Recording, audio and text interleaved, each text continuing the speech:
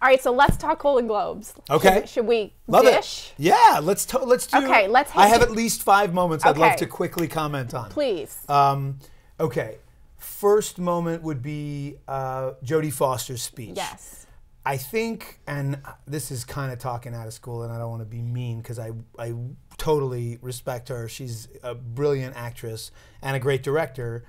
But I feel like if her table sort of and I love Mel Gibson and Robert Downey Jr. I worship them, but the table was the unpredictable, irresponsible, crazy table. It's like the School of Misfit Toys. The School of Misfit Toys, and then Jodie Foster, the queen of a pedigree like going to Yale and incredible breadth of work.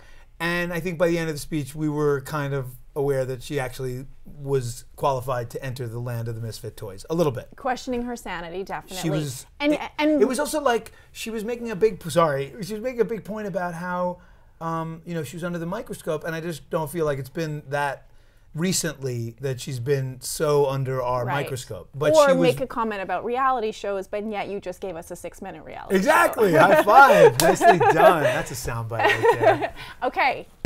Okay. You had 4 more.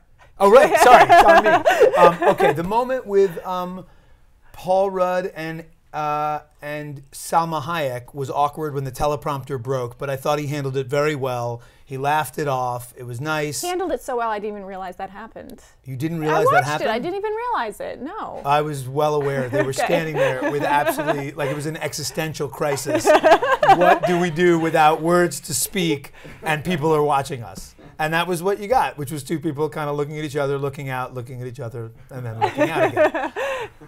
The comment about Taylor Swift was pretty insulting. The comment about who? James Cameron was crushing. But deserved in both cases, do you think? I feel like the shot at James Cameron, the only question is whether the public is aware enough of his persona of being a domineering director to get why that would be funny. Maybe the room got it, but maybe not. Right. I don't know if anybody anybody else knows, but if you've ever seen the guy, he looks like a pretty intimidating presence. So, yes, I thought that was pretty funny, but intensely insulting. What else were moments? Okay, so the Kristen Wiig, Will Ferrell moment. They started their bit with looking up, and that was funny. Yes. But then they were like, we were supposed to go see the movies. Yeah, we saw them. And then they were about to dive into their bit, paused it. By the way, the pause is a key moment when you're watching TV at home. We have to say in our household, pause, stop, so no one's talking over actual dialogue, and then we discuss. Okay. And my wife and I were debating whether or not this was going to turn incredibly cringeworthy or go the right way. And what do you think it did? I think it did a bit of both, because I think it went on too long. Okay, my mother agrees with you. Okay, I'm glad your mother agrees with my mother, me. by the way, something I have to admit here today, I thought this would be something to help my cool image. I call my mother after every award show, the Golden Globes and the Oscars. I called my mother on the way here. High five! To discuss the awards? To discuss dresses, but okay. Okay, that was not why I was calling her. Because when I talked to my mom... Can you imagine if I said that? That would really change But my I tried to talk to my mom image. about like I said, well, what about Jodie Foster's speech? She goes, well, what about it? Didn't you think it was good? I'm like, let's go back and talk about the dresses. Oh my God, are you kidding? Yeah, no, my family doesn't even know who Russell Crowe is. So we'll just move on from that. Okay. But they do watch the shows and have some idea for the fashion. Yes. Okay. Yeah. So let's talk fashion. I know Yeah. you're a guy, but as looking at like who looked fantastic to you? Like J-Lo, did you like that dress because it was so I sheer? liked her dress. I thought she looked great. I thought Lucy Liu was a little much. It was over a there bit with the flowers. tapestry-ish. It was, yes. Yeah. It was a little big. Yeah. I don't have anybody else that's popping out Nicole at me. Kidman. Oh wait, I thought Kristen Wiig looked great. She looked great, right? A little like she was going to the Grammys, though.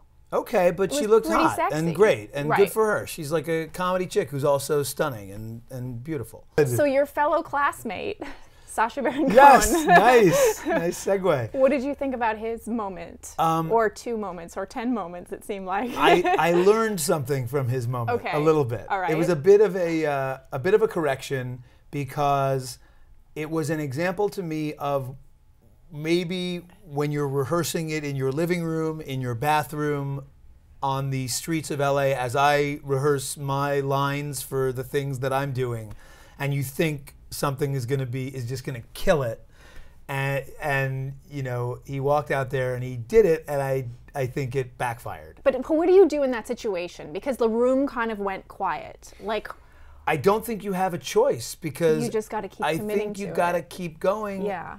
Or, you know, I mean, what would he do? He would take the glass, he would put it on the floor and go, okay, this ain't working. How we doing tonight? I mean, it's hard. Yeah. He is the king of committing to an accent or a bit. Right. That's the last guy who's gonna quit. That's in the true. middle. That's true. Especially because comedy is about insisting. Like, you just got to insist on that joke. And eventually, my friends and I call it the curve of comedy. If you insist on it enough, eventually it cycles around and becomes funny. That'll be his next movie, that bit, by the way. Right. Okay, and Jennifer Lawrence and her sort of I Beat Meryl bit at the beginning of her speech. I've learned since that moment, because I did not get it at the time, that Jennifer Lawrence was referring to First Wives Club. First Wives Club, right? Yeah. And Goldie Hawn's character, a washed up. How did you know this? Well, you know, an amazing producer once told me this story. And she's sitting right there, and it was about 5 minutes ago. But that Goldie Hawn had a line that said, I beat Meryl, and that was the reference. But I think there were 3 people in America and the world over who got it, and everyone else thought she just walked up on stage and said, I beat Meryl, with just a victory But now lap. Mark Feuerstein has clarified the rumor, and now you've saved Jennifer Lawrence's career. I think it was a brilliant reference, very esoteric. First Wives Club is one of the great foreign films of our time, and she referred to it. So and Tina Fey and Amy Poehler, did you think that they I thought they killed it. Yeah. They were awesome.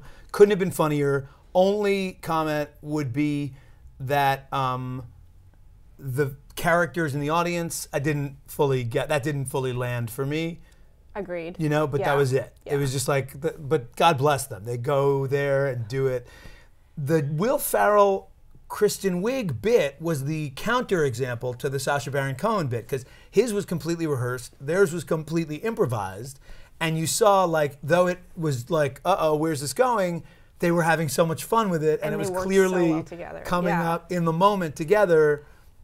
It was an example of maybe it's better to leave a little bit to chance. Even though I'm terrified to do that, and I rehearse within an inch of my life every single moment. This was like, I did this moment 3/4 of the way through my rehearsal. Although I think you should come back next year, and we should watch the Globes, and we should have like a running commentary, because I think this is a blast. I would do it every year. High five.